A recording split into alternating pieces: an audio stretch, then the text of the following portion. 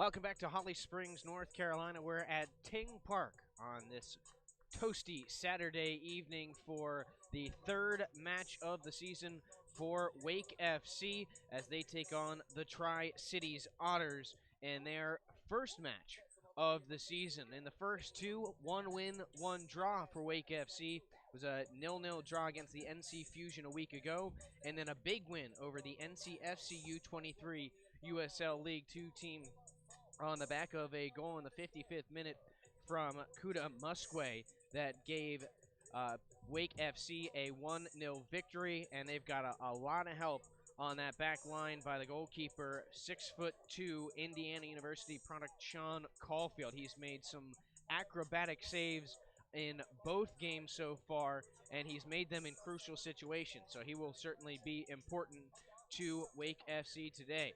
They sit in the second spot in the South Atlantic Division in the Eastern Conference, Lionsbridge FC, who has played 3 games, 2 wins, 1 draw, 7 points, and of course Wake FC with 4 points with 1 win and 1 draw.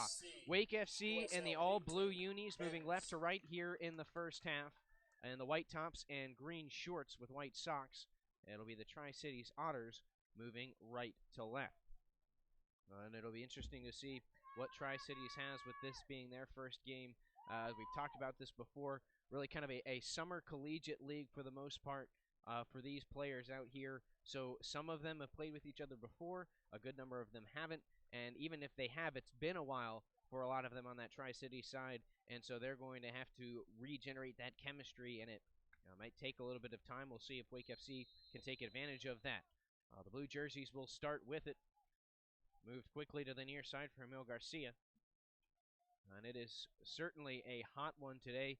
It was announced earlier that this is the hottest day of the year so far, a high of 91. And it's probably, with the turf field down there, well above that right now, down on field level. So that will certainly come into play in this ball game tonight. It will not be here all too long. The sun setting back behind us in the broadcast booth today. So once we hit about 7:45, 8 o'clock, it'll certainly start to cool down. The shade will take over, and these two teams will be able to stretch it out a bit and hopefully still have some energy left, because it has been very, very draining to be out in the sun today. Quick run here for Wake FC early. Nice stop on the back line made by Christoph Willemsen out of Lincoln Memorial University, and Tri-Cities takes control for the first time. Their starting keeper today, Carlos Rubio, and the all-green back there on the goal line. And there's one of the difficulties sometimes with Ting Park. That near sideline runs parallel and only about a yard off of the third baseline here, and Tri-Cities got caught by that just a moment ago. Yannick Schott in possession for Wake FC. Over to Glass on the far side of the field. He'll put it through for Colin Daughtry. A chance to get it across into the middle, and Willemsen there to knee it away. But doesn't get very far, as Spencer Glass will poke it out of play on the far sideline. Tri-Cities with the throw. Jeremy Henry to take that toss. Flicked onward. Settled down by Babukar. And moved to the back line. Wake FC will play it all the way back to Caulfield. We mentioned him earlier.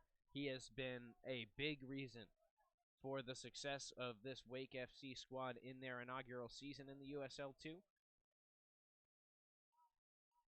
Couple of huge saves, stopped the PK in the first half of the season opener against the Fusion, including a couple of point-blank saves late in the second half as well that kept that game even at 0-0. Chance here for Tri-Cities. Through ball's too long, and there's Caulfield to scoop it up. Right back in play. He'll spin it out to Daughtry on the far sideline. Daughtry looking to make a run. Poked away immediately by Henry, and he will move it forward. Long touch. Tracks it down. Give and go. Henry still on the far wing. Puts it across. Nobody there for the Otters, and a sliding stop by Sean Caulfield. Just about through the third minute of play here at Ting Park. No score yet. Both teams still testing the waters. Up top, Kuda Musquay. Musquay is the lone goal scorer on the season so far. Received the cross in the 55th minute on Tuesday night from Spencer Glass, first foul of the game. We'll go against Tri-Cities, and they'll set it down. And a chance here, I would imagine now, as play slows down, Yannick Schad. Oh no, he won't go for the long ball. Quick pass down into the far corner. Chasing it down is Daughtry, and he stops it right on the corner flag, but right to Guillermo Henry. Back for George Stanley on that back line for the Otters. Booted all the way up to half. Settled nicely by Cristiano Diaz. He'll float one to the near sideline, hoping he'd be able to find a teammate on the near side. It was intended for Ivy Brisma, but overshot him. Rubio, the keeper, with it for the Otters, over to the far sideline. It'll slowly be worked forward. Now Troy Brady on the far sideline, out of bounds. And it'll be a throw in for Wake FC. We talked a little bit about the weather. Of course, the opposite last week. It wasn't cold, but it was cool last Saturday. Got a bout of rain, which we're not expecting to see here this evening or this weekend for that matter. It's calendar year. And when you're on turf, it compounds that, so it's going to be extremely important for these guys to stay hydrated. We did see some cramps on Tuesday night, late in that game. Everyone was able to continue. And in that case, though, long ball up for Musquay. He'll get a right shoulder on it and pounce it into the dugout back behind the goal line, as he couldn't save it in play. But Wake FC a chance here to really pin Tri-Cities in this near corner. Long throw will get it out near half. Diaz marking up on Freddie Tracy, who sends a chest trap back. And the field switched to the far sideline for Troy Brady. He's got space as he cuts past Spencer Glass. Rolled into the middle, now to the near sideline. Alex Horvano sends it across. Nice offering, nobody there to finish it for the Otters, and it'll be a goal kick for Sean Caulfield and Wake FC. About 6 minutes gone here in the first half. Neither team has been able to really put anything on goal. No serious threats yet, although we've seen the beginnings of some nice runs on both sides. And we'll take a look here in this first half as well. We talked a little bit about the top of the standings in the South Atlantic Division. Only 4 teams so far, or pardon me, all but one team, which is Tri-Cities, has played a game so far this season. At half, it'll deflect off of Emil Garcia. It'll be a Tri-Cities throw. But the only team who's played 3 games so far is Lionsbridge FC. 2 wins and a draw has them leading the South Atlantic Division with 7 points. We mentioned Wake FC just behind them with a win and a draw at 4 points. So they could pull even with Lionsbridge with a win here against Tri-Cities today. But both Tobacco Road FC and the North Carolina Fusion have picked up a draw for 1 point. North Carolina FC 0-2 so far on the early year, and Virginia Beach United 0-1. So that's what the standings in the South Atlantic Division look like here early on. Well, we've mentioned it over the last couple of broadcasts, but worth mentioning again, this is a 14-game season in the USL League 2. Each team plays a round robin with their division, so 7 home games, 7 road games for Wake FC.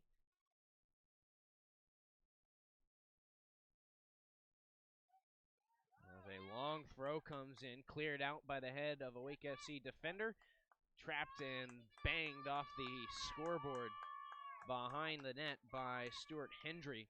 That was a great throw from the corner from Blake Baribo.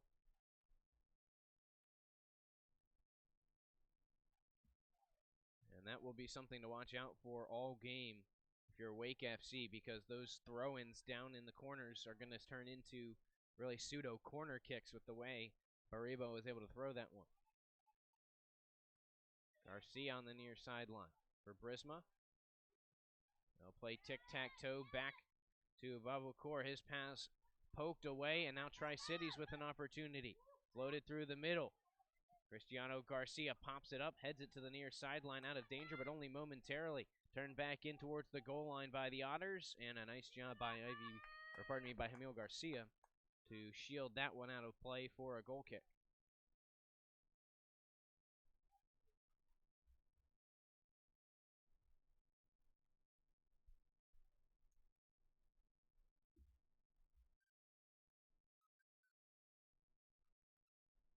A restart play to the near sideline for Diaz. Gets it from Roger Goodbold. Back to Goodbold. Up for Sean. Pressured on the near sideline. Poked away by Baribo, but taken by Brisma. He'll jog to the center of the field. Pokes it through on a through ball. He finds Spencer Glass. He puts it across and over the top of the net. No chance for Wake FC, as that one got up a little too much.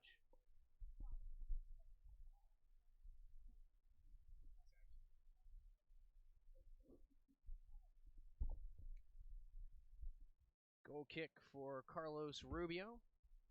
Slow roller out to Christoph Williamson. As we mentioned, Tri-Cities making their first appearance of the 2019 season.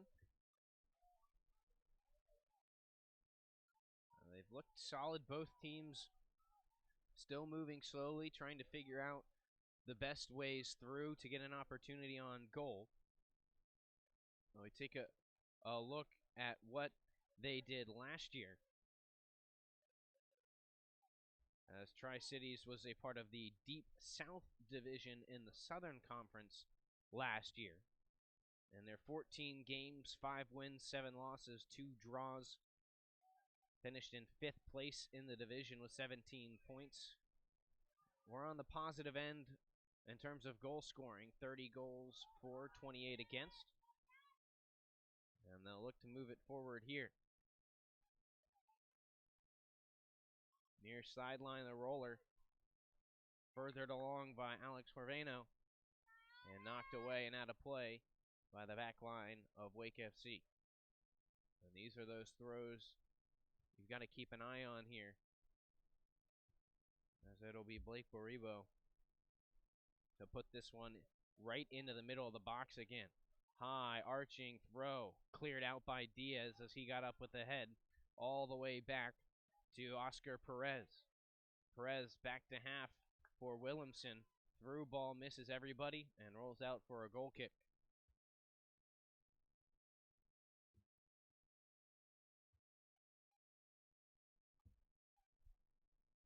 Only 11 and a half minutes gone here in the first half. Still plenty of time. And right now, a lot of the action has been in low danger areas for both of these teams. I would imagine, I've talked about the heat a little bit, but when that starts to take a little bit more of an effect and these two teams start to wear out, there are going to be a few more gaps on the back line, and it's going to come down to who takes advantage first. Middle of the field, NJ Babokor plays catch with Diaz. Babokar with it again. Rolled up for Brisma. He's denied by Baribo. Tri-City knocks it back across half, but Wake there to possess still. AJ Palazzolo. Rolled to the near sideline for Glass. Glass has been dangerous making those overlapping runs with Daughtry on the far side. That's what eventually led to the goal in the second half on Tuesday night for Kudamusque.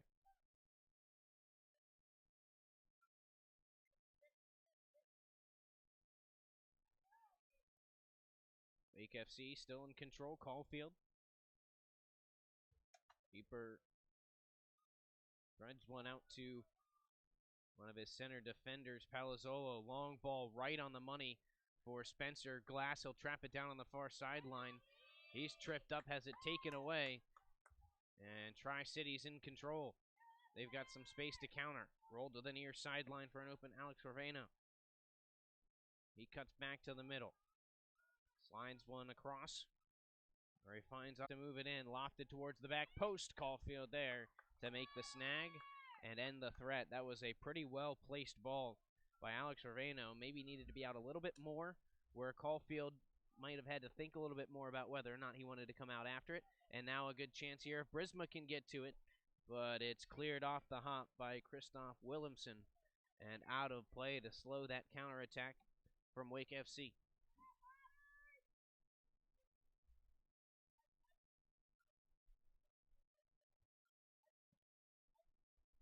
I remarked on Tuesday evening that Wake FC was much more focused on playing the ball on the ground, keeping it under control, and possessing in that second game. You could see the chemistry starting to build. They were becoming much more familiar with each other. But we've seen early on in this game, as you see an attempt there from Inge Babakar, trying to knock that one deep on a long ball. A lot more of those long balls over the top being attempted on both sides here.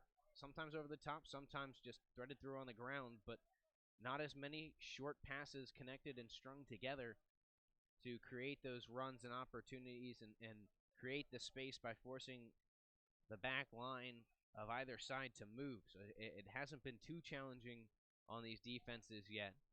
A couple opportunities on the throw-ins out of the hands of Baribo for Tri-Cities has resulted in pseudo corner kicks, but that's the biggest threats, or those are the biggest threats we've seen so far. A third of the way through, half number one now.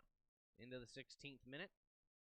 Still looking for somebody to break the ice, and Wake FC, as a U23 USL League 2 team, has not seen a goal scored in the first half yet. Of course, only 2 games so far under their belt. Late tackle will be whistled, and Wake FC will get a free kick just across the half stripe over on the far side of the circle as Muskway was taken down late and a little bit from behind. No card will be issued. It was a fairly soft tackle, or even with the far edge of the 18-yard box. So all the players in the center on top of that box ready to make runs in. Likely Brisma going to look to the back post, plays it across, header for shot, and it floats over the top. And he just couldn't quite get over the ball a little bit early in the arch there. Maybe if that gets across to the back post, it's low enough for a Wake FC player to either get over top of it with the head or get a foot on it instead and keep it low. Either way, we're still scoreless, and Tri-Cities takes over possession. Skipped up through center, where it's taken by Freddie Tracy to the far sideline. Now worked back to George Stanley, and he sends it all the way back to the keeper, Rubio, to reset. Some pressure from Brisma, and we're starting to see Wake FC step up and force the issue for Tri-Cities, who's not responding all that well to the pressure. It's forced out of bounds on the far sideline, and the linesman on the far side will say it was last touched by Colin Daughtry, so it will stay in the possession of the Otters on the throw. Quickly back to the back line for Stanley. To Henry, and he just needs to boot it out of trouble back to the Wake FC back line. Headed along by Palazzolo, and Babakar comes back and just pokes it back to the goalkeeper, Caulfield. One thing you got to like about the way Wake FC plays. They're very systematic. Now they're getting away from that system a bit here with all these long balls they're trying to shoot over the top right now. But they're very consistent. I mentioned it in the second game of the season.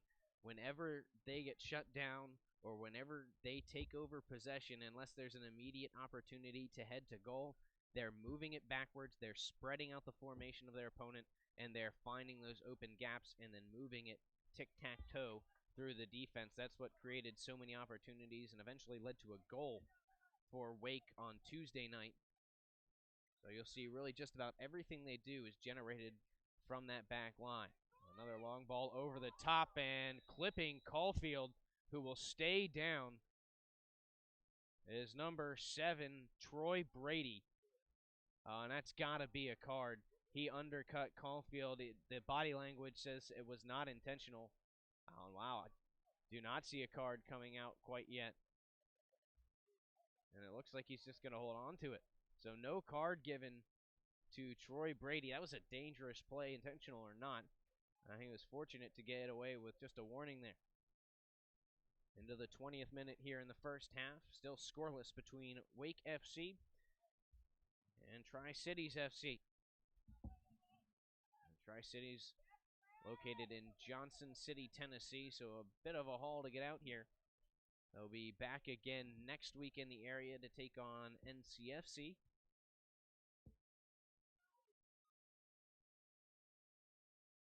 That's part of the reason, of course, the regional division set up, and really at the USL League 2 split up into the divisions are really kind of just mini leagues that are a kind of a group stage to set up the playoffs, with start in the middle of next month.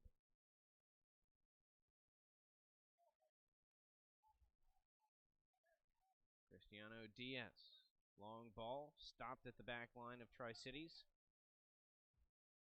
Played forward and back, and again that line I think confusing for Tri-Cities here on the near side, with the third baseline running straight parallel about a yard off of the out-of-bounds line. He moves it back, quick play in to the top of the box. Diaz there to pressure, pokes it loose, and it's cleared out by Babukar. To the back line for Williamson. Played forward, and a challenge from behind will give Tri-Cities a free kick.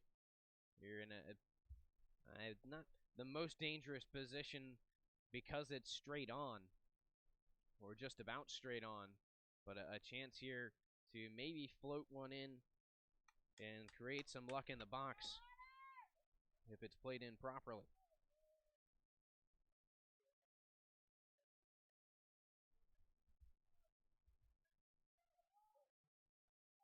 And here's the kick. Off the head of Williamson and to the near sideline, where Diaz will punt it away and gets it out of play, but Tri-Cities back in play quickly. Rebo across. Doesn't get it with the head, but there is Tracy. He can't finish as Wake FC's back line closes things up and clears it out. Carlos Rubio receives it now for Tri-Cities as they reset and look to spread out Wake FC.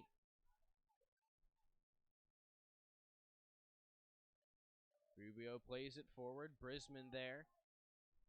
Or Brisma, pardon me. To move it back. Wake FC in control. Cristiano Diaz, the center back with it.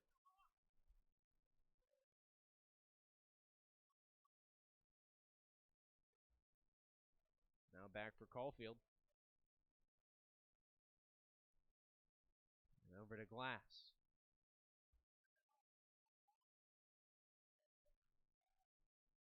All the way across to the near side, Diaz. Up for shot.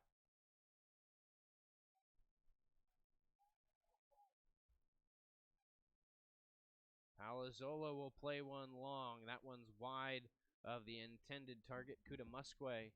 And it'll be a throw-in back on the defensive third for Tri-Cities.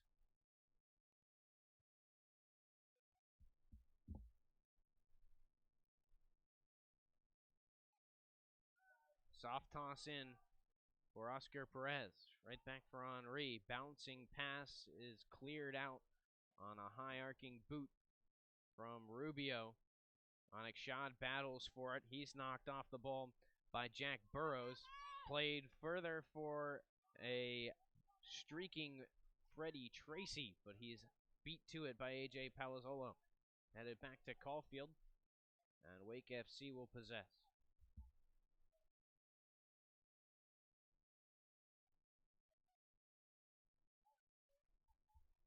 And I think both teams right now feeling the heat. I know we are out here on the top of the concourse. But down on the field, as we mentioned with the turf, it's going to be a good 10 to 15 degrees hotter than it is up here, which means they're dealing with temperatures right around 100 degrees down there, even right now. And you can see it in the way that these two teams are moving. They're not using up a lot of energy unless they see an opportunity. Here's one, cleared out on the centering cross by Daughtry, sent right back in by Shad, and it will roll out on the goal line for a goal kick. Wake FC thought it hit a Otter defender before going out, but they're not going to get the call, and it'll be a goal kick.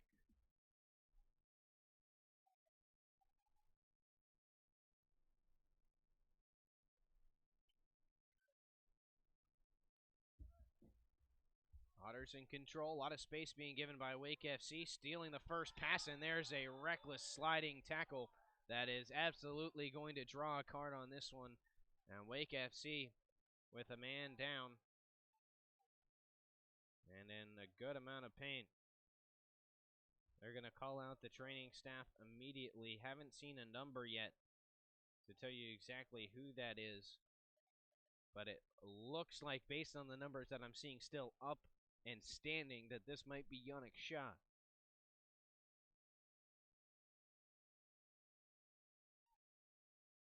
But that was a hard tackle. And I believe, based on who's talking with the officials, that it was Oscar Perez who committed the infraction. I have not seen the card issued to him yet, but I have trouble believing it won't be one, and there it is. It is a red card, and that is big. That will send, and it was kind of shown in general to the bench, so I'll have to wait and see who is actually coming off the field for good, but the Otters going to have to play down a man for the rest of the time.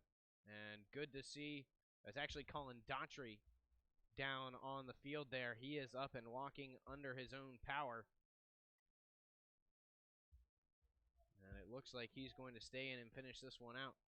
So good news for Wake FC. And they are going to have a huge advantage. And in this heat in particular, the temperatures, as I mentioned, with the sun going down, they're going to go down as well. But that doesn't mean that fatigue hasn't already set in. Now, what I'm looking at right now has it at 88 degrees here in Holly Springs. Feels like 93, and that doesn't take into account anyone standing on the turf. So this is a very, very hot day. I mentioned it's the hottest day of the year so far, and something these guys haven't played through in a long time. Well, Daughtry, I thought he'd have to come off. Whenever the trainer comes out, he is required to at least step off the field, and that's what he does.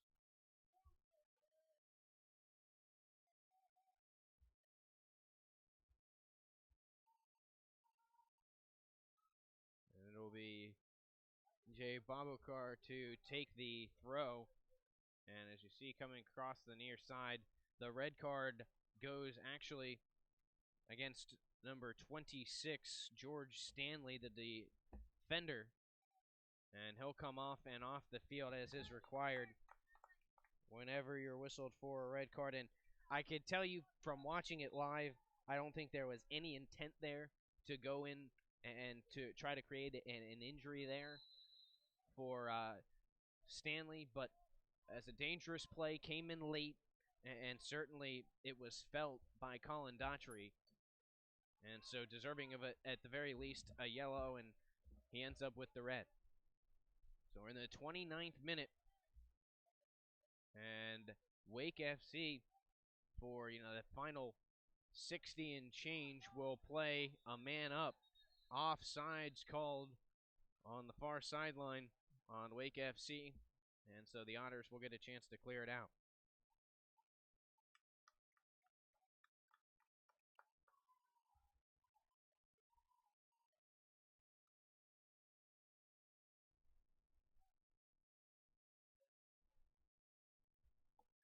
Now, if you're Wake, your game plan is going to change slightly, since you do have that man-up advantage. What you'd like to do is, even if you're not making an attempt at goal and don't have a lane to make an attack, at least keep the ball moving, force the now 9 field players out there for the Otters to move as much as possible, make them use up those substitutions, wear them down, and then as the gaps start to open up, then you start to attack. On the other hand, Tri-City is going to have to try and strike quickly while they still can equal the energy level of Wake FC. That attack is stymied out and countered by Wake.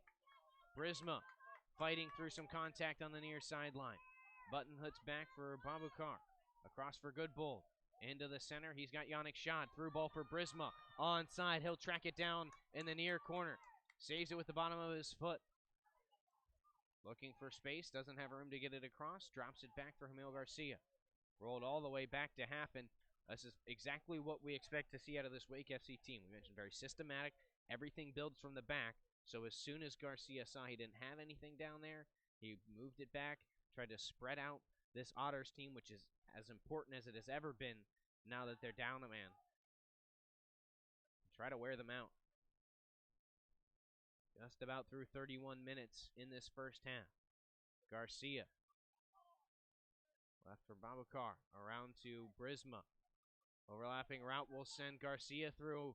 He puts it across and over the head of Daughtry. No chance to put that one on goal. Back to play it Brady. Not very far. Glass, one-timer through, and it's denied on the low cross by number 12, Guilherme Henry.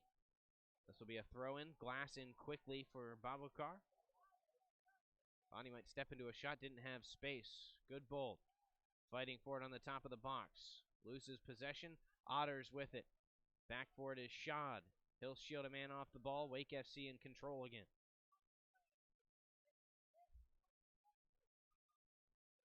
Long cross. Nice save by Spencer. Glass got up to get a head on it. Back for Palazzolo. And you can start to see the shadows of the stadium creeping out as the sun sets. Something the players, I'm sure, will welcome as it comes along. Through ball for Daughtry. He'll play it on one touch. Right off the foot of Henry and off the light pole, out of play. Corner for Wake FC. This is the first corner we've seen from either team today.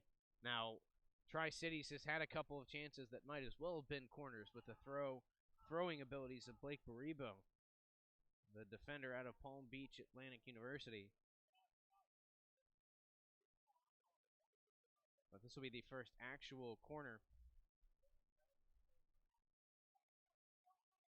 And it looks to be Brisma to take it. He'll curl that one into the box. Missing the head of Diaz. Still loose in the 6-yard box. And Carlos Rubio will get control of it and end that threat for the Blue Jerseys.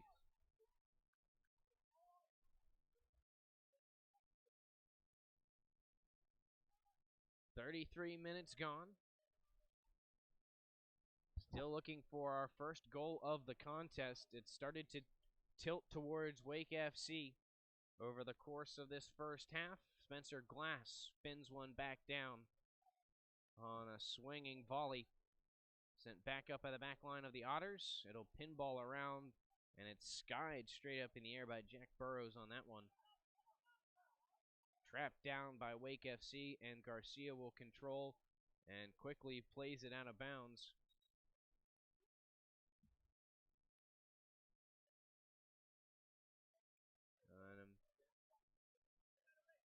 Not sure. I wasn't sure exactly why. Now you can hear a little bit of the audio coming from the field.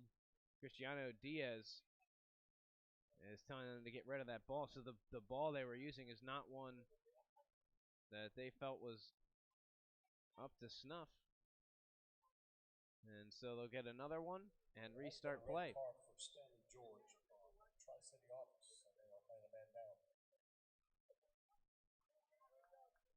And you hear that announcement, the red card to the defender, George Stanley. That came back in the 29th minute, so they've gone not quite 6 minutes without him now, and you can see how there's a little bit extra space out there now for Wake FC, and they've done a pretty good job of using it, and they're forcing the Otters to do a lot of chasing, which eventually, if it doesn't pay off in the near future, will down the line. Spencer Glass on the far side of the field. Back for Palazzolo.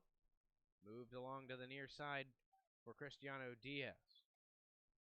And you can see how the Otters are having to adjust. They're not as aggressive defensively. All 9 field players are getting back and trying to just jam up as much space as they can. and defend as much as they can with as little effort as possible, because that's what it becomes for Tri-Cities, is how efficient can they be. Through ball, trapped down by Musquay. Can he save it on the goal line? No, doesn't get to it. And another corner for the Tri-Cities Otters.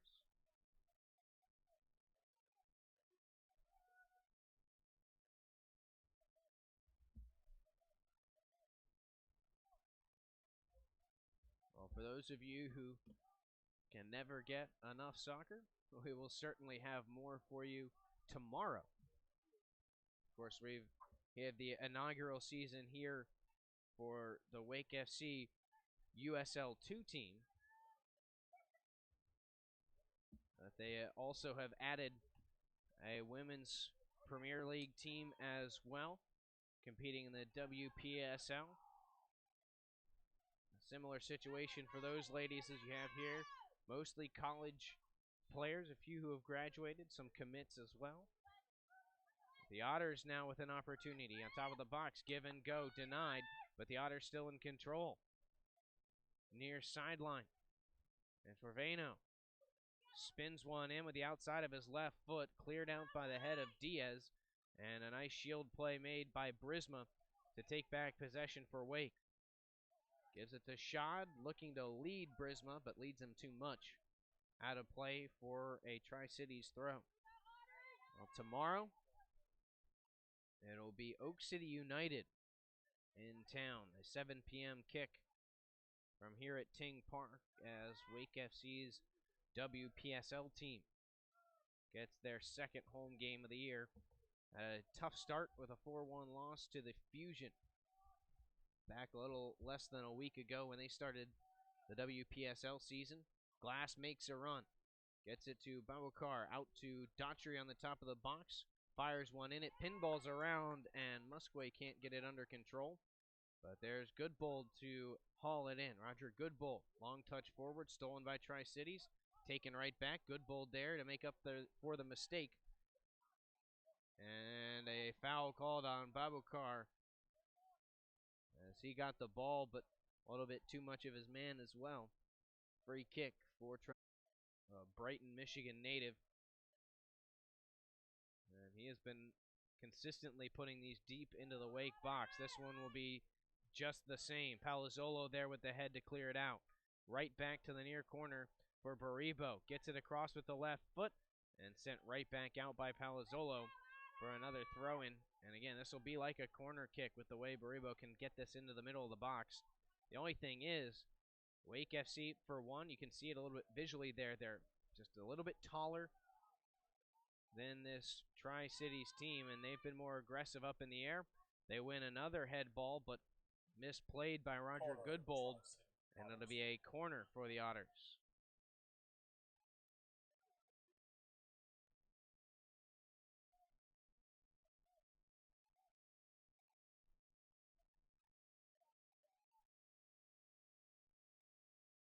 Baribo makes it 1-0 Tri-Cities, and that was huge for the Otters, playing a man down to be able to take the lead. And now it becomes a lot easier when you don't have to worry as much about countering, and you can focus a lot on defense and compact those 9 players in to defend. But Wake FC countering very quickly, and an aggressive play up on the front line by Daughtry will result in a foul. I think the Otters would like to see a card accompany it. Their man on the back line still down inside the box.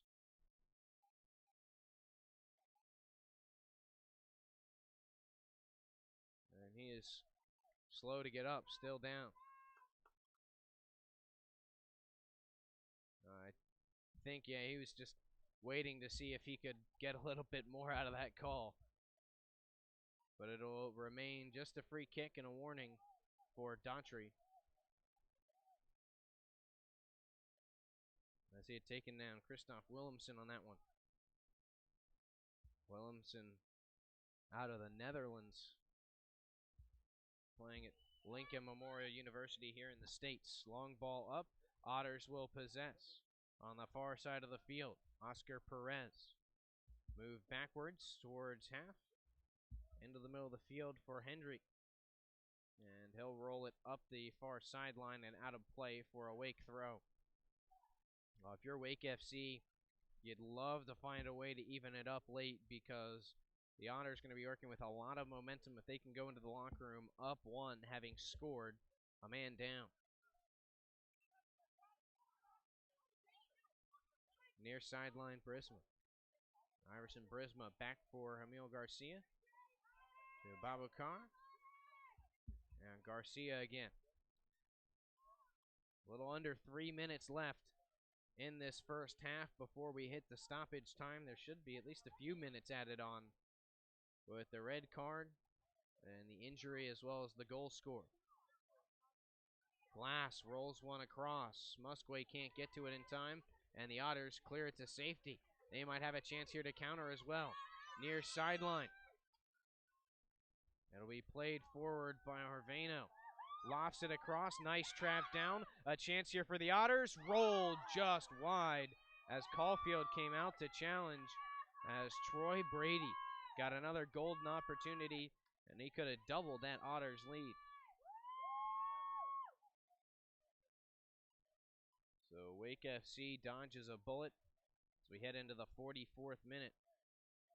But the Otters, I mentioned, it's going to be a matter of efficiency for Tri-Cities if they're going to be able to outlast Wake FC. And that's the one thing, if you're in a blue jersey right now, you have to remember you still have a full 45-minute second half to play. They're going to have to play it with one less man, which means eventually they're going to start to wear down. And all you have to do is keep pushing and pushing until that happens. Babukar on the near side. Up for Garcia. A chance to play it through for Brisma. Behind him, though, and Brisma will hold it up. Cuts to the middle. Left for Shad. Off the mark on the pass. And it pops loose into the middle where the Otters come away with it. Stepping in front. Babukar comes up with it. And it'll be sent to space by Yannick Shad. Wake FC in control as Glass tracks it down on the far side of the field. Roll to the middle for Musquay. Furthered for Babukar. Now all the way back to the back line. We should get an announcement on stoppage time here very soon, as we're into the 45th minute. Like I said, I would imagine at least 2 or 3 here, as Daughtry has a chance to get it across. Low liner, cleared back out off the foot of Williamson. Right to Babukar. Over for Glass and all the way back to half for A.J. Palazzolo. Yannick Shad plays one through. Too short for Garcia, but he'll force clearance out of play by Harveno.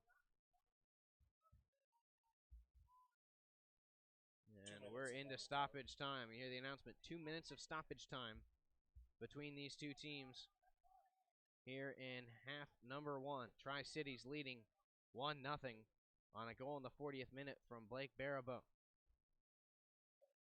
Cross from Spencer Glass, blocked out on the goal line for a corner.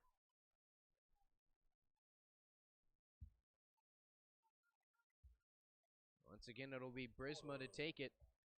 Second one of the day for Wake. They've had the advantage in the air, and they've had a couple of good opportunities on the corners they've had, and just haven't been able to put one home.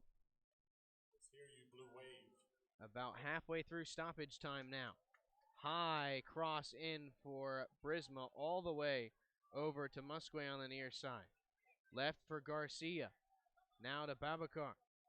All the way to Brisma through the air. He'll trap it down on the far sideline. Watched by Barabo. Cuts to the middle. Left for Palazzolo. High cross into the middle. Going up for it and extending is Carlos Rubio. And with about 45 seconds left in stoppage time here in the first, he'll lay it down on the ground and waste some time. Rubio with the clearance, well across half, sent right back by Glass, and it'll roll down that far sideline. Quickly cleared out by Williamson. far sideline. Otters looking to make a late push here. Across and just over the head of number 13, Stuart Hendry. And again, Wake catches a break there. A pretty solid cross from Freddie Tracy and a golden opportunity for the Otters. And we are approaching the last couple seconds of stoppage time. It'll be played out to half. There's the whistle, and we will stop play after 45 minutes. It was a shorthanded goal, we'll call it, for the Tri-Cities Otters in the 40th minute. They played almost half of that half. Down a man after the red card to George Stanley in the 29th minute, but that hasn't made a difference. Tri-Cities 1, Wake FC nothing at the break.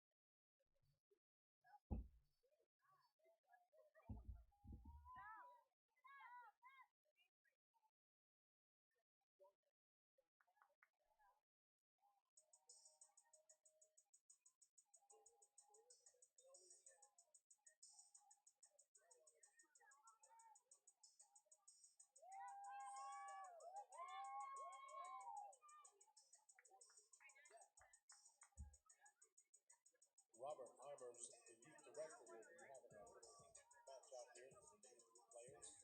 Draw your attention to the hitters. Make sure you cheer when they get a score for each one of them. Thank you very much.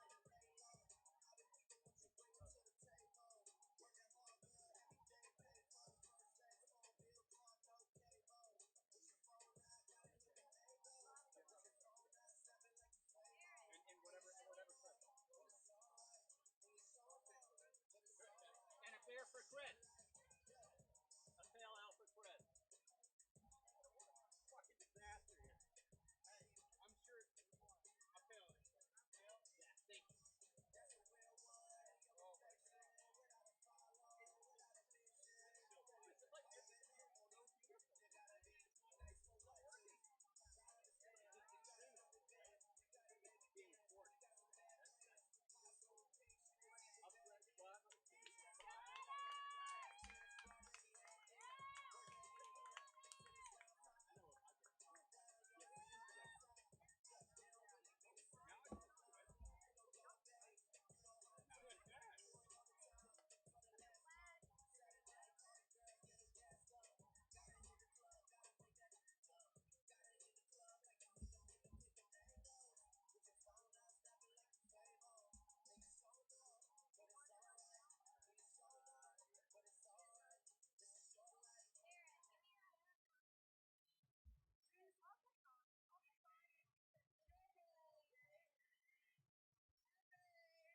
For those of you that entered the raffle, they are turning the barrel now, and we will soon have a winner for tickets for WPSL or USL League game.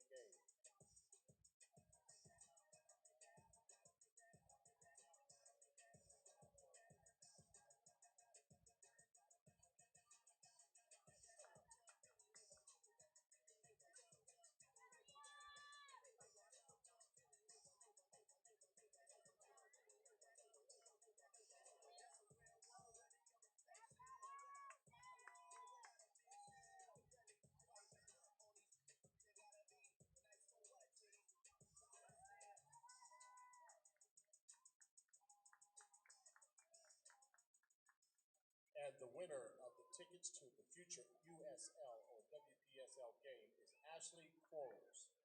Please keep an eye on your email or your phone for further details. And thank you very much, Ashley, for entering.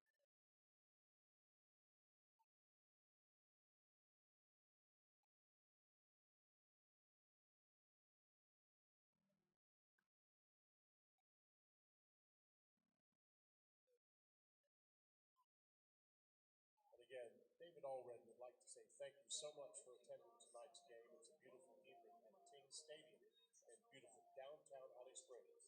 Thank you very much. We appreciate Chick-fil-A for being the big sponsor for Wake FC Blue.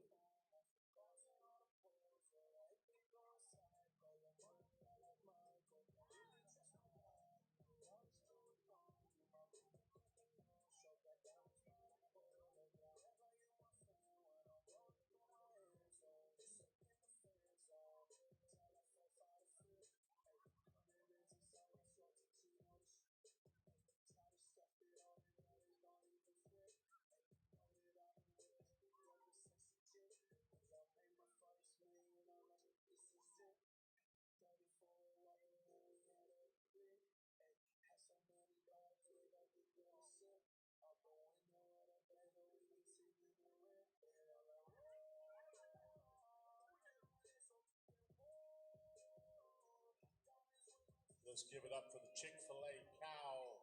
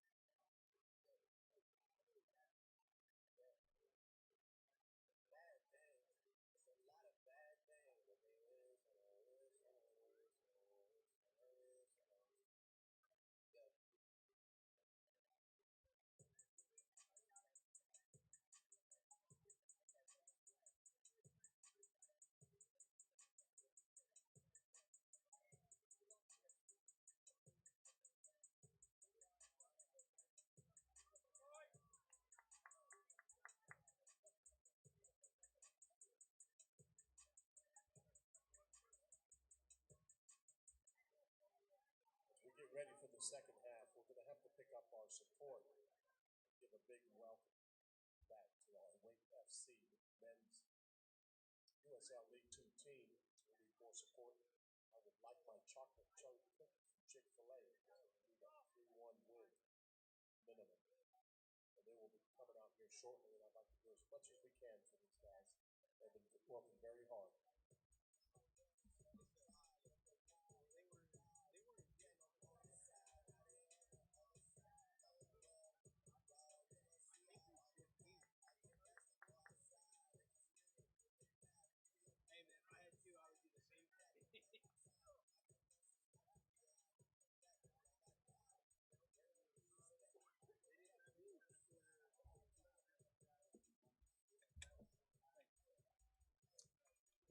Here come our boys. Let's hear it for them, please. Blue Wave supporters.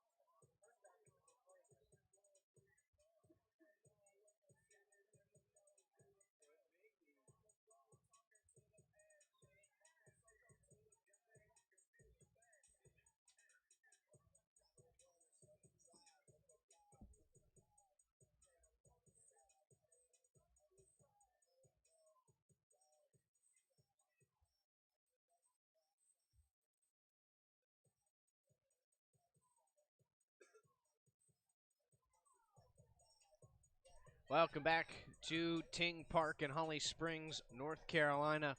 Wake FC trailing Tri-City FC Otters 1-0 after the first 45 minutes. A couple of things to highlight from that first half. In the 29th minute, it was George Stanley, the defender for Tri-Cities, who picked up a red card for a hard tackle from behind on Colin Daughtry of Wake FC.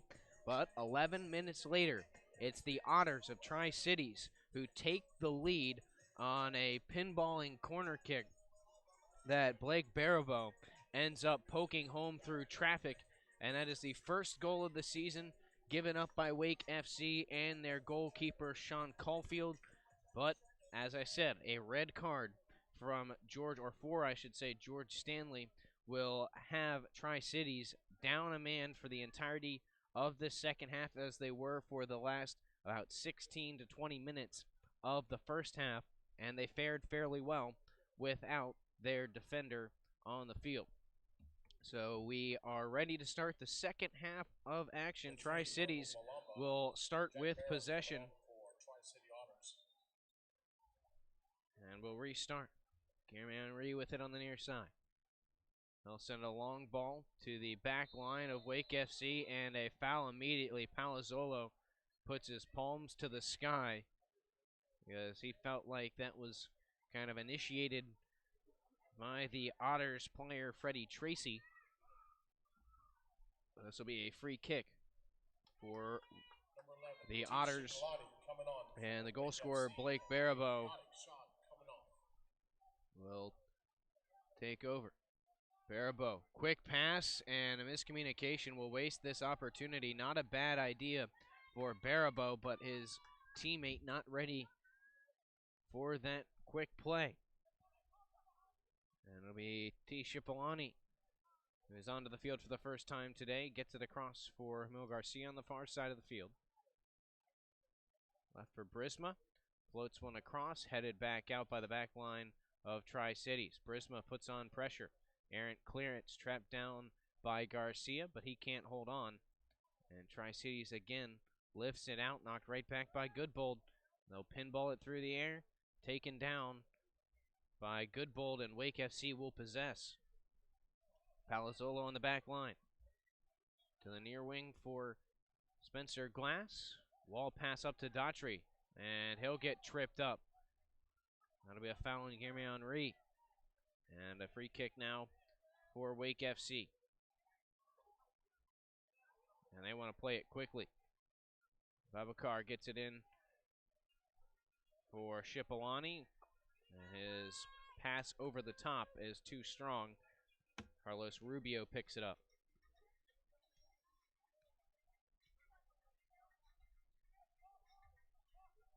Rubio punts this one away. About 3/4 of the way down the field.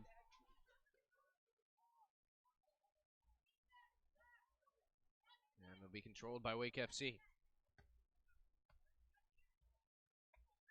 Far sideline Garcia. Into the middle for Goodbold. Back to Diaz. All the way over to Babacar. Up for Kuda Musque. Has it stripped.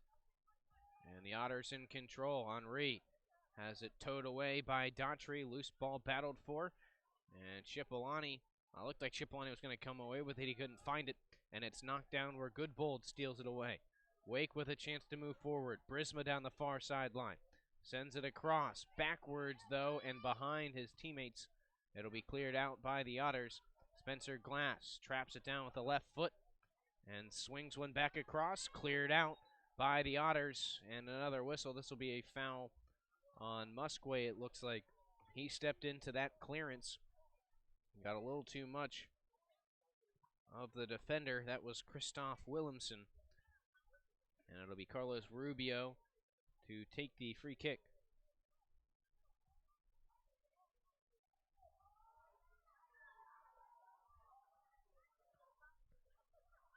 One nothing Tri-Cities.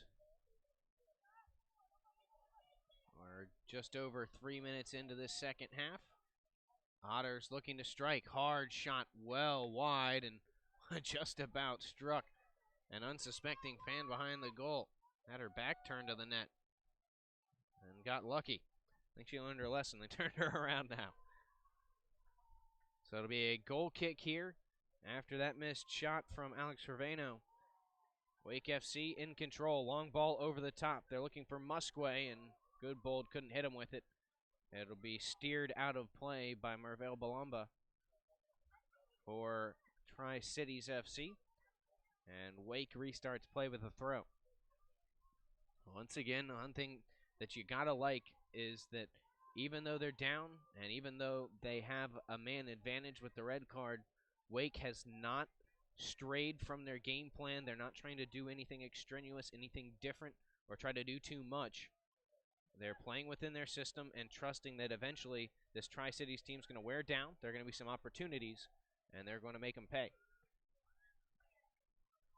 Quick throw in from Glass. Trapped down by Daughtry. Handed to Cipollani. Moved across by Goodbold to Garcia on the far side. He'll look to play one in. Trapped down by the Otters in the midfield. And cleared back out. Initial play there made by Oscar Perez. Long ball will come all the way back to Diaz. And he'll play it back to Caulfield on a roll. Caulfield boots it away like a goal kick. They'll battle for it near the center circle. Squirts back to the back line. And Balamba pokes it forward for the Otters. And a speedy Hendry moves forward. Stepping up, Diaz with a hard challenge takes it away. Moved forward. Goodbold finds Daughtry. And now across to the far side for Brisma. Takes it on a hop, but the flag goes up. He was offsides. And a free kick played quickly by Tri-Cities FC. Stepping up, Garcia knocks it out of play. And a throw in for the Otters.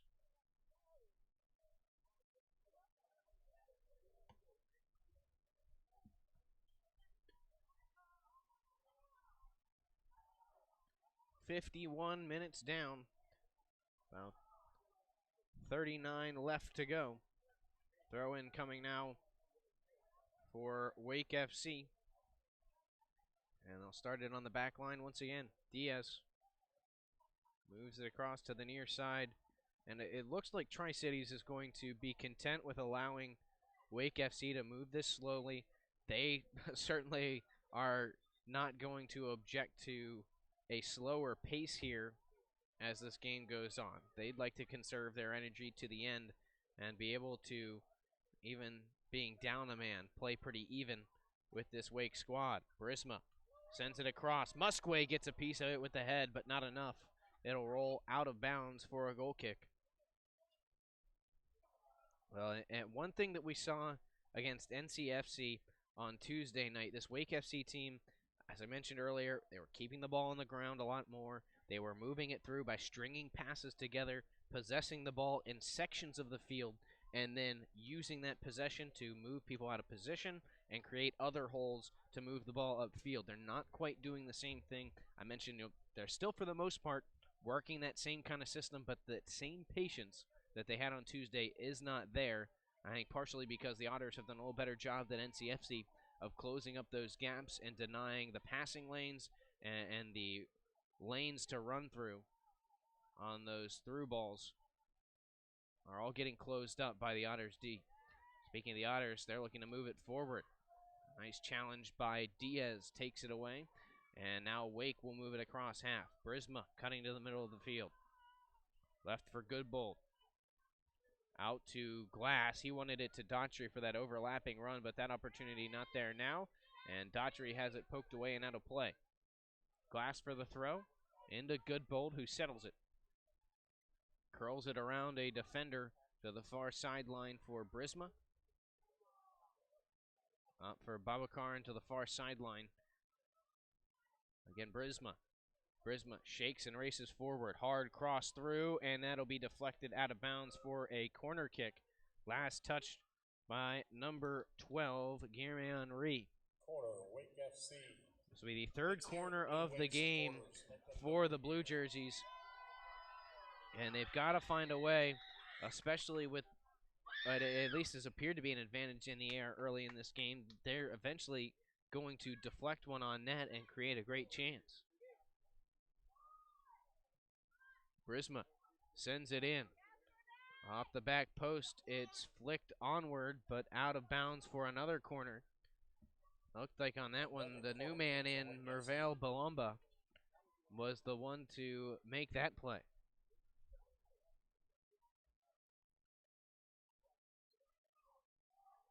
And this corner sent in, deep in the area, through the crowd, and it will roll out of bounds, and it will once again say it's a corner. 3 straight corners for Wake FC. They only had 2 in the first half. Into the 55th minute. Well, this is the minute they scored in against NCFC. It wasn't on a corner, but it was on a cross. It was Musquay who got a head on it, so keep an eye on him in the middle of the box. Played in by Brisma on a line. Flicked onward, and just over the top. But a great chance for Daughtry. Had to pause a moment. The way the field is set up here, it's tough to tell on the left end of the field sometimes if the ball went over the top and ducked behind that crossbar off the outfield wall here at Ting Park, or if it hit the back of the net and fell in. In that case, Daughtry was just a tad high, and the chance goes by the wayside, but a couple of great opportunities there for Wake FC. They've been knocking on the door for a good portion of this game. Otters in control off the goal kick. Played through and over the head of A.J. Palazzolo. Back to Caulfield at the top of the 18-yard box. Wake in control once again.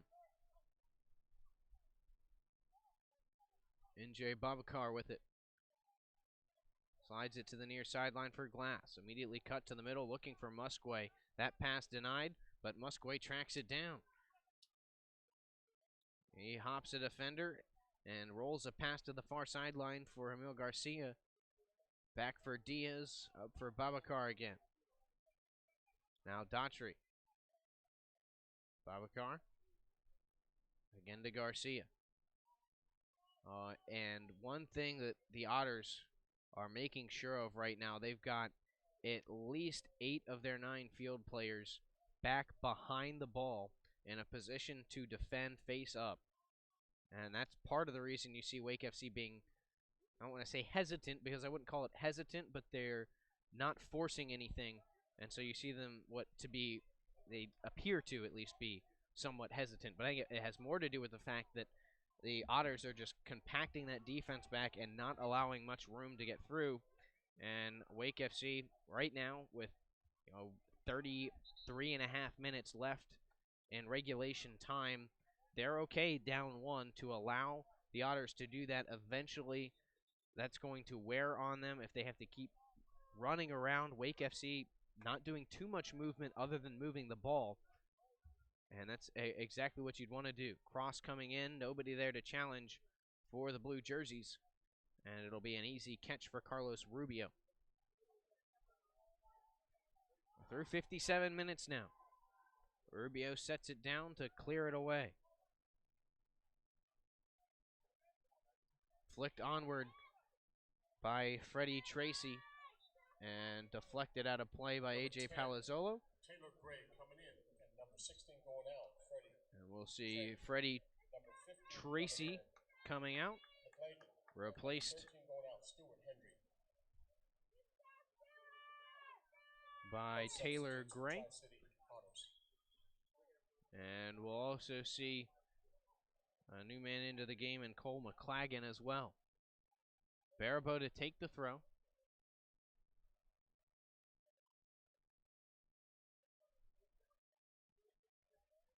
I'll have to wait for the substitutions to come out. Mentioned Freddie Tracy out, Stuart Hendry also out of the game. The two replacements in. Number 15, Cole McClagan. And number 10, and Taylor Gray. So those are the two coming in.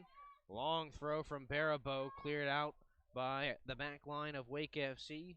Brisma in control. Has it poked away. Racing forward the Otters, and no foul called.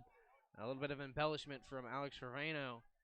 And he did get a challenge from behind, but I think the way that he tried to embellish it made it too obvious that he was trying to get the call, and sometimes for that reason the official will let it play on. So Wake FC in control. Good bold over to the center back Diaz. On the ground, he gets it up for Brisma. Overlapping run coming from Garcia. Brisma elects to send it to the middle. Forced back out by Balamba. They'll challenge at midfield. Wake FC gets it back. Daughtry forward for Musquet. Right back to Daughtry. Nice little give and go. He finds Brisma. Brisma launches from way out and just went over the top of the crossbar. Not a bad attempt from Ivy Brisma. A little bit far out, but the result of it, you can tell he's got that range and was just off the mark.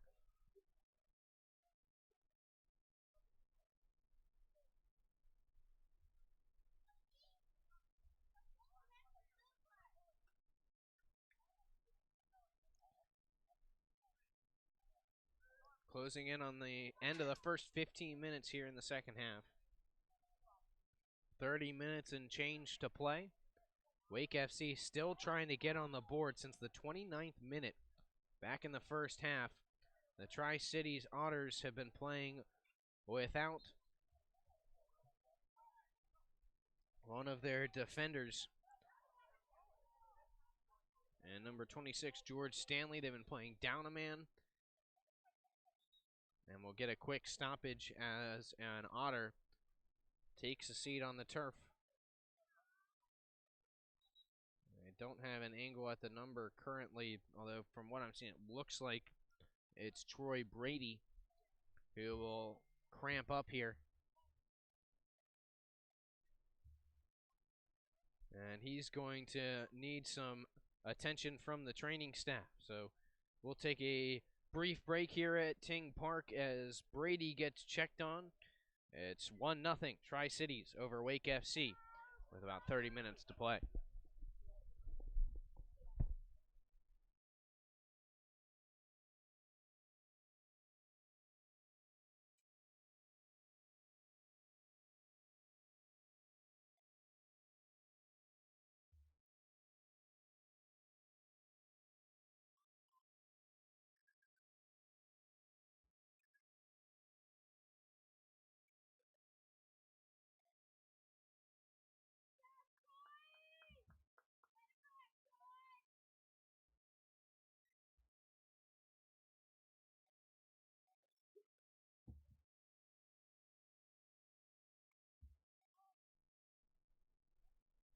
Brady back up and moving for the Otters. He'll walk slowly off the field after the cramp, but he'll be forced to at least take a short break. It looks like he will be replaced by number 22, the forward out of USC Upstate, Josh Salinas. So Salinas will play on the near side in for Brady. And the blue jerseys get things started back up again. Wake FC's Camilo Garcia. Back to the center back Diaz. Across the field to the near side for Palazzolo. Rolled to the sideline for Glass. Now Babacar to Musquay. Nice job. Off balance pass finds its way out to Garcia. Up for Brisma. Overlapping run coming from Garcia. They can't connect. Brisma still in control though. Out to Roger Goodbold. Quickly across for Glass. Traps it down nicely on the near sideline. Brady was coming off injured. Rolled to Babacar. In the middle for Brisma. Steps past a man. Reverses. Back to Daughtry. Wide open Glass on the near side. He'll spin one across, and it's skied up in the air by the back line of the Otters. Beautifully trapped down by Daughtry. He reverses back and sends it out to the middle of the field for Shipolani. Thinks about an attempt. He'll step past one man. Weaves through the defense. Into the middle. Shipolani. The shot! What a goal! T. Shipolani does it all himself, and it's 1-1.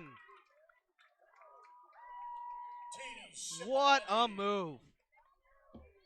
They gave him a whole bunch of space, and Shipolani got moving and then couldn't be stopped. In and out of the defenders, and he rips one home. And it is 1-1, game on.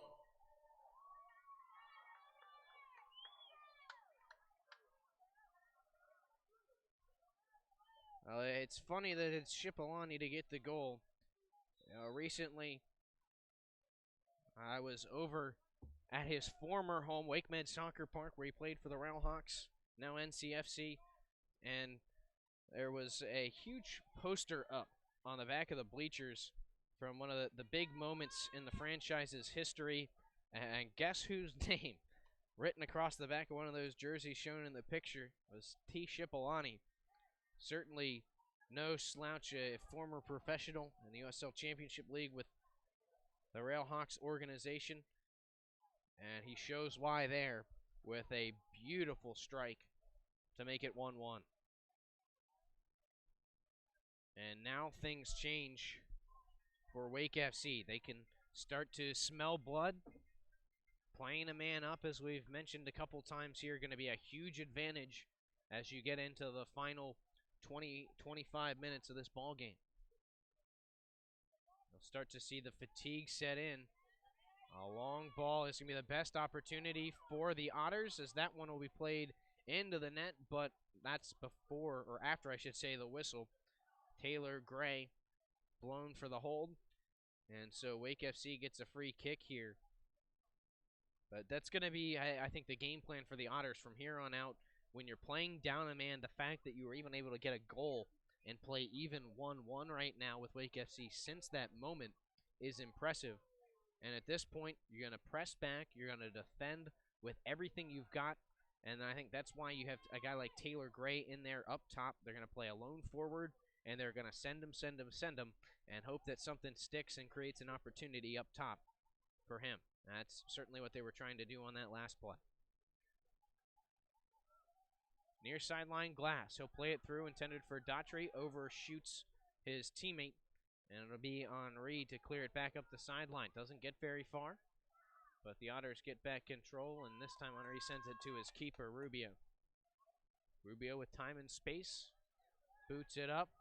Goal kick style. It'll be flicked on by Gray. Diaz with control over to Garcia. And they're creating some trouble back on that Wake FC back line. Garcia has to knock it all the way back in. Caulfield will clear it out. Sent right back to Cristiano Diaz. He'll get it to Babacar. And the pub will be closing with the beer sales in 5 minutes. Spun to the near side. Garcia with it. to Shipolani in the middle. To Shipolani, the catalyst now, with the huge goal to tie this one up. Daughtry fakes the cross, cuts to the middle. Left for Glass, back to Daughtry. He's got some pace now, but not much, as Guillermo Henry comes in to clear it out. So a throw in for Glass, quickly in to Babacar.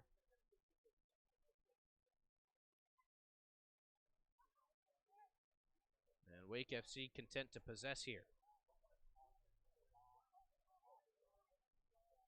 Roger Goodbold over for Shipolani. Shipolani's covering a lot of ground in the middle of the field for Wake FC right now. Through ball finds Brisma, chance to get it across for Wake FC.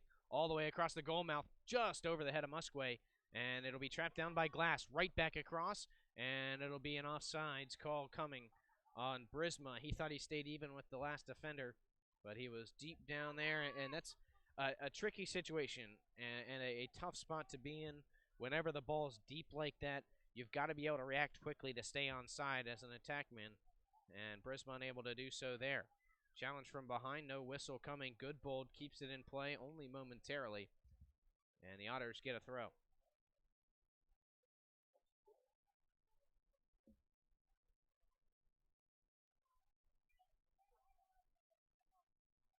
"68 minutes played here at Ting Park so far. 22 to go. Certainly have plenty of stoppage time with a goal and an injury. Again, this half, of course, we only got 2 minutes of stoppage time, and we had about the same in the first half. But we'll see. Still plenty of time for that to change. Wake FC in control. Back to half. Spencer Glass settles it down. Slid to Babacar. Now Roger Goodbold over the top. Brisma tracks it down. Ivy Brisma rolled across, and it'll be swallowed up by the keeper, Carlos Rubio. Just a little bit too close to the goal mouth. And there was enough room for Rubio to step up and deny that cross. And he will launch one forward as Palazzolo taken to the ground by Taylor Gray. In control, Wake FC, so they're not going to get a whistle here. They wanted the foul on that play. And now the Otters in control. Some miscommunication there as well. It looked like Diaz and Glass weren't on the same page. And now the Otters get a throw. Jeremy Henry. Quickly in for Salinas. And a quick whistle. Free kick coming up for Tri-Cities.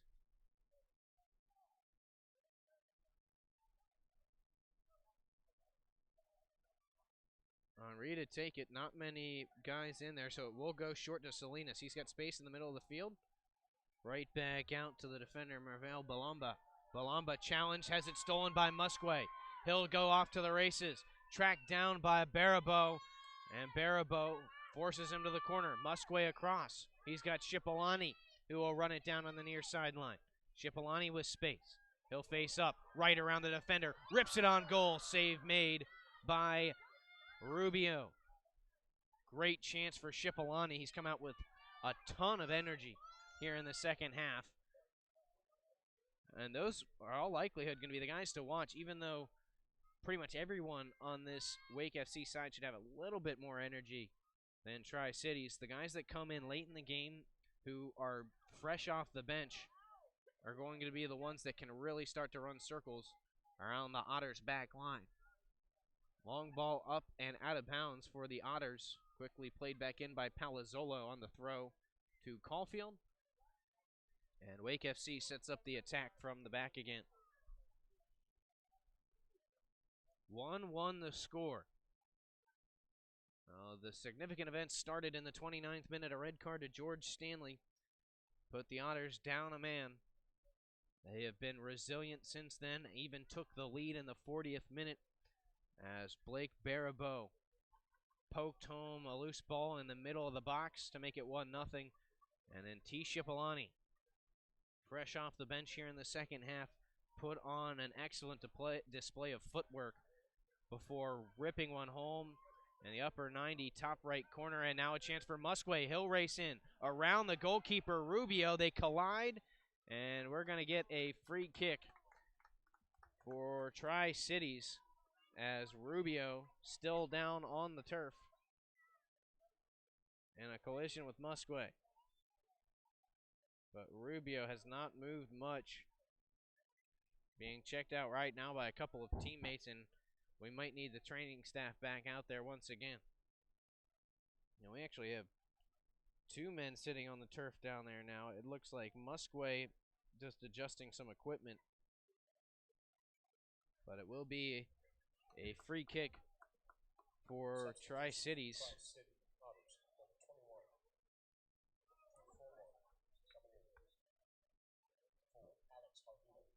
Drew Fulmer in for Alex Harveno. So we get some substitutions into the game. That'll be a Tri-Cities substitution. There are a couple of blue jerseys up there as well.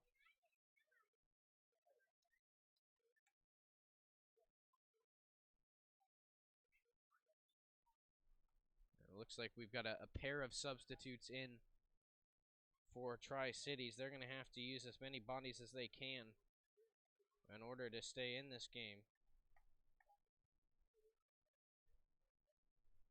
And Oscar Perez, who I believe came off earlier, comes back in. Wake FC sends Francis Edo back in. And Edo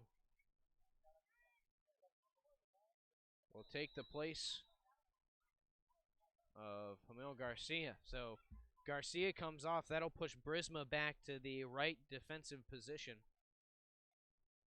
And Francis Edo out of USC Upstate, into the game. He'll be out there against the teammate Josh Salinas for the Tri-Cities Otters.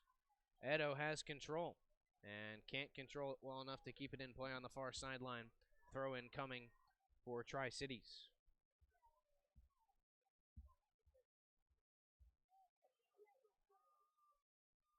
Long ball played across the field. Salinas gives chase for Tri-Cities FC. Palazzolo there to clear it out of danger for Wake. And a throw in coming for Guilherme Henry of the Otters.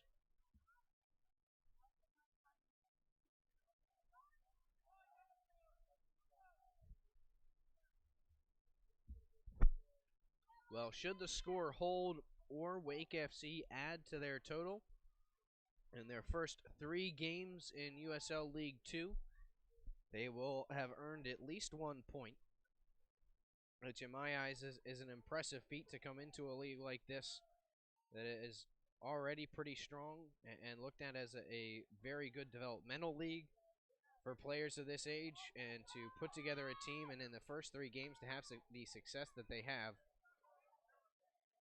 has been very impressive. Glass plays a long ball out looking for Shipolani. He chases it down off his head to the middle of the field, and the keeper, Rubio, comes out to challenge and snuff that out. Line drive punt looked like Rubio got overtook that one a little bit more than he wanted to. Right to Brisma. He'll go straight through the D, out to the far sideline for Shipolani. Played back to the middle, and he can't get it through. And pardon me, Shipolani back in the middle now. It's Edo out there with it. Works down the sideline and forced out of bounds on the goal line for a goal kick.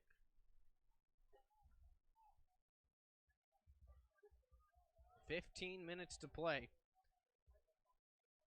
here in Holly Springs. It'll be a while before this Wake FC squad is back here in Holly Springs. After tonight, they'll spend a good amount of time on the road, back on the 10th of June for their next home match against NCFC one more time. Goal kick coming for Caulfield as the attempt misses wide across the goal mouth for Tri-Cities. But still plenty of action left here in both the USL League 2 and WPSL seasons. We'll see 4 more home contests for Wake FC's USL League 2 team here. And there are 3 more games, including tomorrow's, for the Wake FC WPSL team on the women's side. Throw in coming here for the Blues over on the far sideline. Edo in for Shipolani. Rolled back to Edo. Tried to force his way down that far sideline, and it's knocked out of play. Mentioned earlier in the broadcast, Oak City United here for a 7 p.m. start tomorrow evening against the Wake FC WPSL squad. Wake moves it all the way back to the back line. Palazzolo long up the near side, off the thigh of Daughtry, and they'll say he came back into an onside position from offsides. And so a free kick for Carlos Rubio and the Tri-Cities FC Otters. Rubio puts his foot into that one. Knocked back by Palazzolo, came over the back of an Otter. That was Drew Fulmer who wanted the call and didn't get it. Wake FC in control.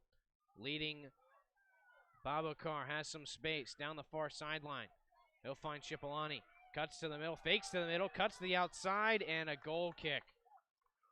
The Wake FC contingency here thought they might see a PK as Shipolani was pulled down after getting around the defender, but it will go down as a goal kick.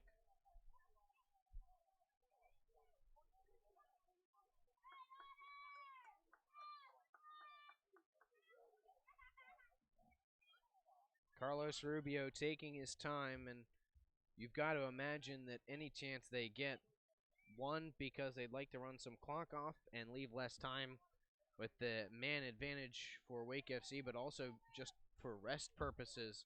I'd imagine Tri-Cities is going to take their time restarting play as long as this game remains even at 1 goal apiece. And Wake FC slowly running out of time. Still about 11 minutes left in regulation. I'd imagine we'll see another 2 to 3 minutes added in stoppage time as well.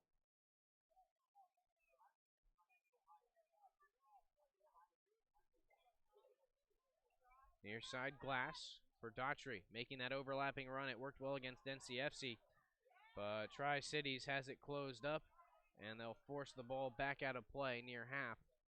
And Spencer Glass throws it into restart. In for Goodbold. His pass stolen away by Salinas. Salinas sends it back to his keeper.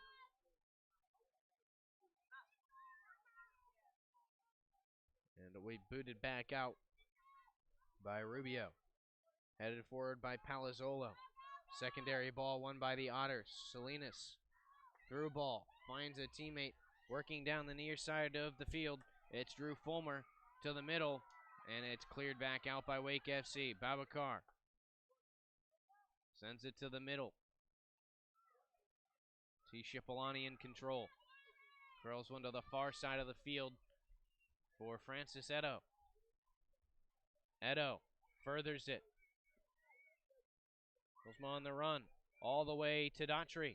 Trapped down, and he's knocked to the turf, but a corner kick coming as it was played out by Guillermo Henry, and a golden opportunity as we head into the 81st minute for Wake FC to take the lead.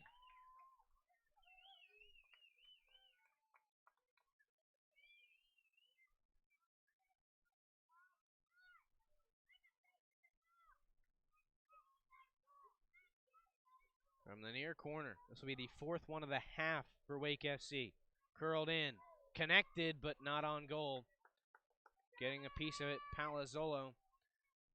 He couldn't put it on frame. It'll be a goal kick for Tri-Cities FC. 9 minutes left in regulation time. Wake FC 1, Tri-Cities FC 1. Was a goal in the 40th minute, already down a man after the red card for Tri-Cities. Blake Baribeau tied it up, broke the ice with the first goal in the 40th minute. T. Shipolani answered in the 64th. And we've been even since then. Foul called on the goal kick. A little shove from behind by Drew Fulmer will give Wake a free kick. They move it quickly. Glass, space up the near sideline. Furthers it for Daughtry. On the overlapping run, they find Glass again. Rolls one through the middle. Denied by Henri. Cleared back out. Off the head of Daughtry. And it'll be out of play. And Tri-Cities gets control. A little bit of gamesmanship there between Shipolani and Fulmer. Shipolani playing a little keep away from Fulmer. Certainly got to him. We'll get a substitution in.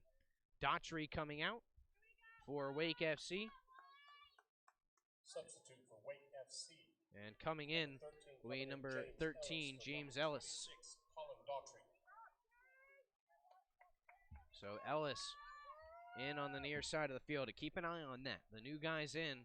Going to have that extra energy, which will be even more important with a drained Tri-Cities squad playing the majority of this game without a field player. Wake FC starts it up at their back line. Palazzolo, plenty of space as he approaches the half stripe. Ball over the top, chasing it down. Francis Edo in the far corner.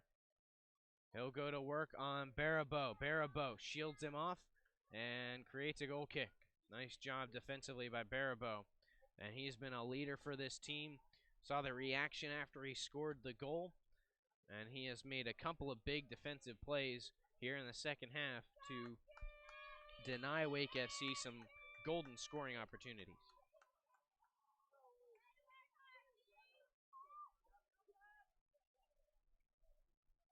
Substitute for Tri-Cities Otters, number 6, James Scacera, coming in. We'll get another substitution in. Scacera, James Scacera comes in. And he will replace Guilherme Henri as the new right back. So Henri out, Scacera in, and a foul called on the secondary battle after the goal kick. Spencer Glass ended up on the turf. It'll be a free kick for Wake FC. Ellis quickly plays it in for Palazzolo. The far sideline, Babacar moves it along. Shipolani controlling. Looking for space to the middle. Back to Babacar. And now Roger Goodbold. Rolled to the near sideline. He's got Glass. Now Ellis. Back for Babacar. Looks to loop one through. Trapped down nicely by Taylor Gray. And a quick counter on for the Otters. Moved further by Oscar Perez. His pass denied, and a collision on the far sideline will give the Otters a free kick.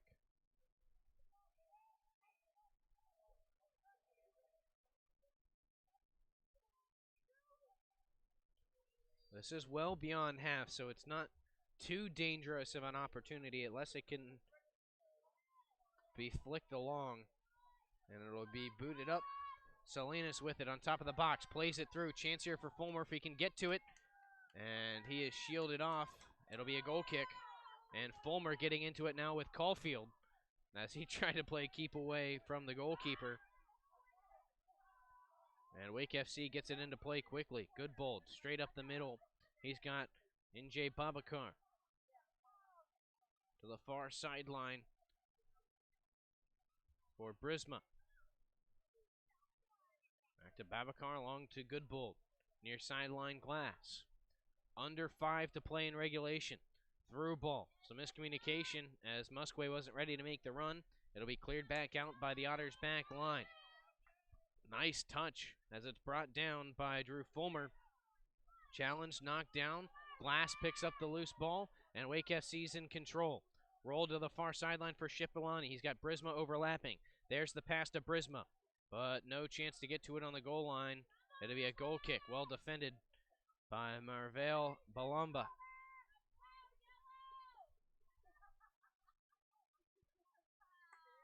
As expected, Carlos Rubio slowly strolling up to take this goal kick. And we've got 3.5 minutes left till we hit stoppage time.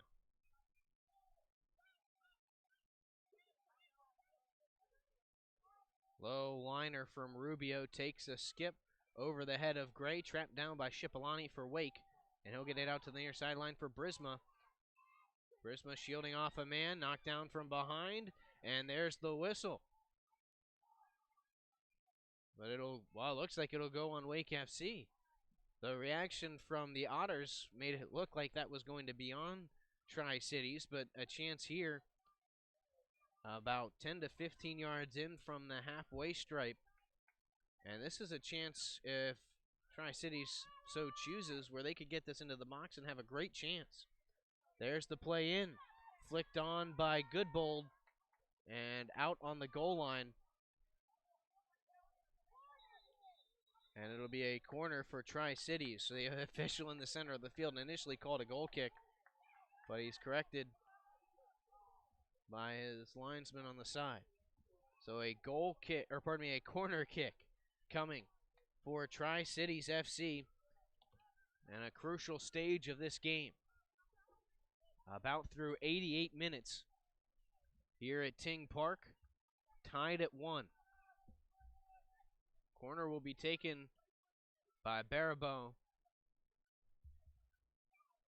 Oh, curl one in with the left foot, flicked out by Wake FC, still loose in the box. They'll fight for it. A chance for Fulmer, he can't get a foot on it, and it'll be knocked out by Wake. Another corner coming for Barabo and the Otters.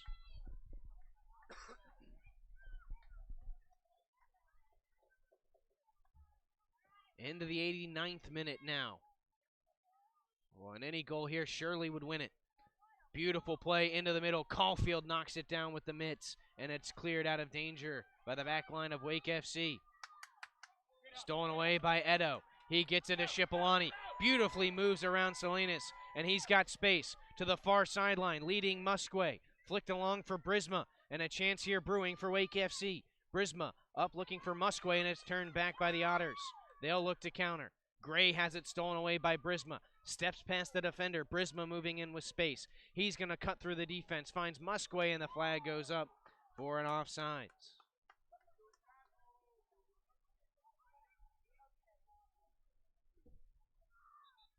And a substitution coming in. That'll be Sharif Saka coming in. He will replace number 15, Ivy Brisma, for the final few minutes of this contest. We should get a signal very soon on how much stoppage time will be added here in the second half.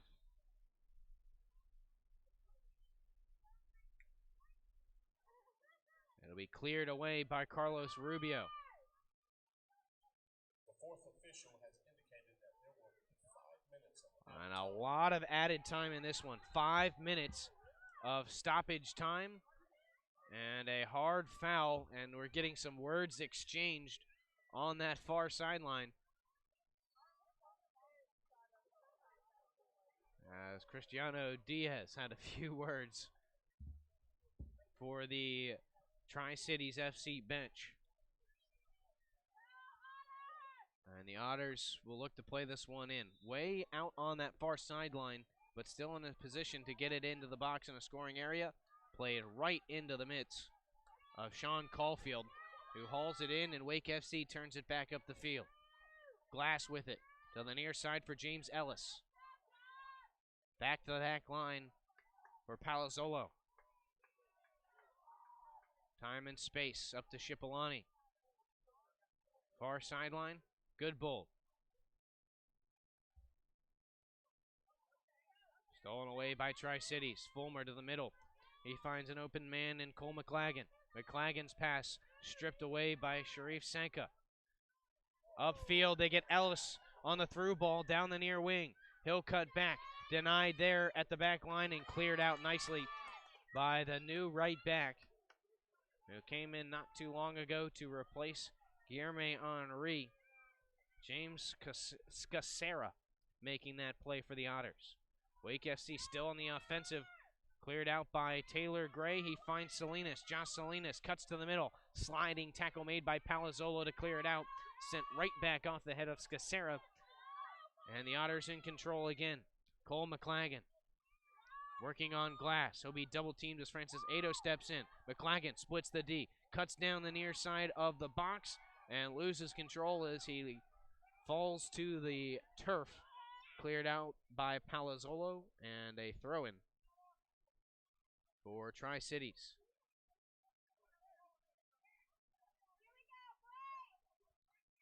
Blake Barabo has an excellent throw, and this will be a lot like a corner for Tri-Cities. Under 3 minutes left in stoppage time. This one into the meat of the box.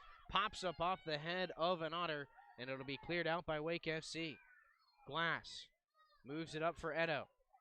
Drop for NJ Babakar. Across to the far sideline. It'll be trapped down by Sharif Seka. Seka pushes it along looking for Musquay. Stolen by Balumba and cleared out by Barabo for a throw-in on the far sideline for Wake FC. In for Goodbull. Down the sideline for Shipolani. Back to Goodbolden against Shipolani. Rips one across. Nobody there to put it home, but Ellis volleys it back across. Stopped up by the defense of the Otters. And now Josh Salinas with speed up the near wing. Splits the D looking for Drew Fulmer. Off the mark, Palazzolo has control. He finds Seka. Outlet to the far sideline for Shipolani. One-on-one on Barabo. Cutting to the middle. T. Shipolani has some space. Pokes it through. Ado, if he can get to it, has a chance. Knocks it away from the keeper, and a great save made by Carlos Rubio, who got a hand to the shot of Francis Edo and saved the game potentially for the Tri-City Otters. It is time to speak up, Blue Wave supporters for Wake FC. 1 minute, 20 seconds left in stoppage time. Shipolani to take the corner. And a chance for the lead for Wake FC. Served up by Shipolani. Edo tried to deflect it on, and it's deflected out. Tyler Glass has it. Crossed into the middle and cleared out again by the defense of the Otters. Goodbold moves it to the far sideline. James Ellis's pass is stolen, and a chance to counter for Tri-Cities. Run being made by Taylor Gray, but he's beat to it by Ellis, and he gets it all the way back to Caulfield. 35 seconds left in stoppage time. Palazzolo with it on the back line for Wake FC. They got to move it forward quickly if they want one last chance on goal. Babakar rolled up the near sideline for Glass. Stepping up, Scacera steals it away. Now to Fulmer. Wall pass to Scacera. 15 seconds left. A chance here could end the game. Salinas back to Scacera. He has a chance to cross it. Settles it down. Back to Salinas. Lofted across. Fulmer goes down. No whistle. And it'll be trapped down and held by the Otters. And floated back in and out of play. And that will be the full whistle. 1-1 draw between Wake FC and the Tri-Cities Otters. A lot of credit to the Otters. They went down a man 29 minutes in. An aggressive tackle from behind by George Stanley was a red card. And for the rest of the game, after the 29th minute, the Otters played down a man. Actually took the lead with a goal in the 40th minute from Blake Barabo. And it was answered in the 64th by T. Shipolani to make it 1-1. And that was all she wrote. Both teams had a couple of chances after that, but nobody could strike gold. And after 3 games, Wake FC has 1 win and 2 ties to their name, 5 points in the standings. They sit second in the South Atlantic Division to date. We'll be back on the airwaves tomorrow as the WPSL squad takes the field for Wake FC. They will host Oak City United. That is a 7 p.m. kickoff here at Ting Park. That's all we have for you for tonight. A hard-fought battle between these two teams. It ends Wake FC 1, Tri-Cities Otters 1.